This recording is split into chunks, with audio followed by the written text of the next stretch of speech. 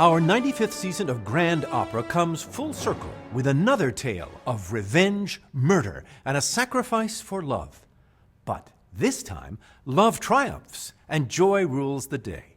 We're thrilled to be presenting a brand new production of Giacomo Puccini's final masterpiece, Turandot. In this tale from mythical ancient China, Puccini achieved something he wanted his entire career. A truly grand spectacle filled with huge choruses, shocking dramatic situations, and one memorable, heartbreaking melody after another.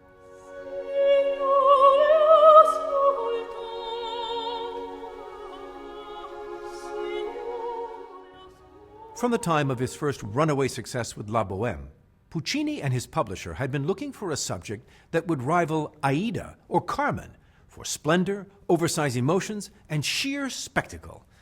If you think about it, Puccini's greatest successes were all intimate stories. La Bohème is about a group of starving students trying to get by and living for love. Tosca is a titanic struggle between the title character and the evil Baron Scarpia. And Madame Butterfly is the story of a geisha whose small world is upended and destroyed by the man she loves. When Puccini finally settled on the story of the ice princess Turandot, he hadn't had an international hit in nearly 15 years. He wrote some splendid operas, but it seemed everyone was waiting for him to carry on the tradition of Verdi with an opera that would knock one out of the park for sheer grandeur. Puccini did not disappoint. Turandot has glorious choral scenes, outsized emotions, cliffhanging twists and turns of plot, and a happy ending. But most of all, Puccini carries on his career-long love affair with the innocent victim, a character we all can love. In La Bohème, it was the simple seamstress Mimi. In Tosca, the tempestuous Floria Tosca caught in the web of political intrigue. And in Butterfly, poor Cho-Cho-san dreams that her American lover will return someday.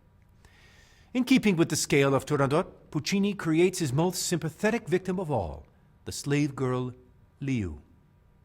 The story is set in old Peking. Princess Turandot will only marry a man who can answer 3 impossible riddles. Many have tried, and many have failed, and the price of failure is death by beheading. As we learn, Turandot is not a bloodthirsty monster. Rather, she is avenging the brutal rape of one of her ancestors, Princess Luo Ling. But as often is the case with opera, her revenge is extreme.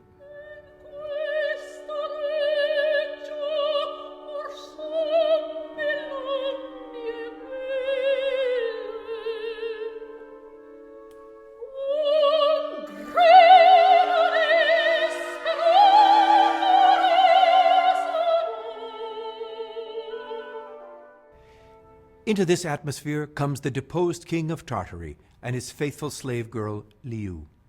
The king's son, known only as the unknown prince, also arrives and immediately becomes infatuated with the idea of winning the hand of Princess Turandot. Miraculously, he does answer the 3 riddles, and then adds a new twist to the plot. He poses a riddle in return to the princess.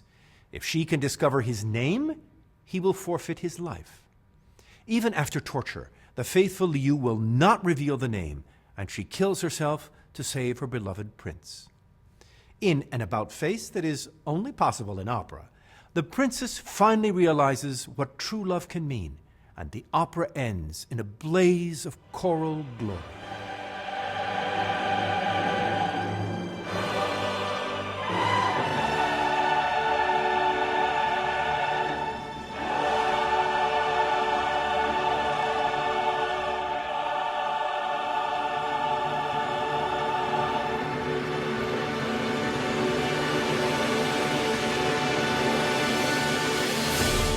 How does Puccini render this fantastical tale sympathetic? He does just what Verdi did in Aida. The love of a woman willing to sacrifice all for the man she loves dominates the story and puts the enormous spectacle into perspective. Puccini also creates archetypal situations with which we all can identify, none more so than the dare the unknown prince throws to the princess.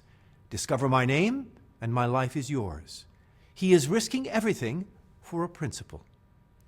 I think this production is nearly ideal in conveying both the fairy tale world of the story and the immediacy of the human dilemmas it illuminates.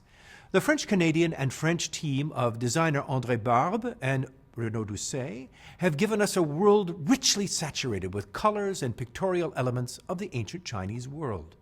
The choreography is elaborate and seductive. The chorus is a true protagonist in the story, really representing the people of China. And the touching way they create the intimate moments for Liu, the old king, and the unknown prince will win your heart. Puccini seems to never flag in his ability to create melodies that stay in your ear long after you leave the theater. And in the last 25 years, one aria from this opera has become the most famous opera aria of all. In 1990, during the World Cup in Italy, two events catapulted the song of the unknown prince into millions of households all over the world. On the eve of the finals, three great tenors gathered in Rome at the Baths of Caracalla for a concert. They all happened to be also crazy soccer fans. That night, José Carreras, Placido Domingo, and Luciano Pavarotti sang Nessun Dorma as a trio and individually. And all through the finals, every time a goal was scored, Nessun Dorma and its final lines, Vincerò, Vincerò, were played as part of the television coverage. This aria instantly became a household tune, and the recording has sold, to date, nearly 20 million copies. It's not a surprise why. In this memorable moment when Calaf sings that he is sure his courage and his love will conquer the princess's heart, he's speaking for all of us. Who of us has not dreamed and prayed on a difficult night of our lives that the morning will bring us clarity and a triumph over the adversity that befalls us? Puccini succeeds where all great opera composers succeed. He makes the universal personal and the personal universal. I hope you'll join us for one of the three performances of Turandot on July 25th, 29th, and 31st, as we victoriously bring to a close our 95th season with the last truly great Italian grand opera, Puccini's Turandot.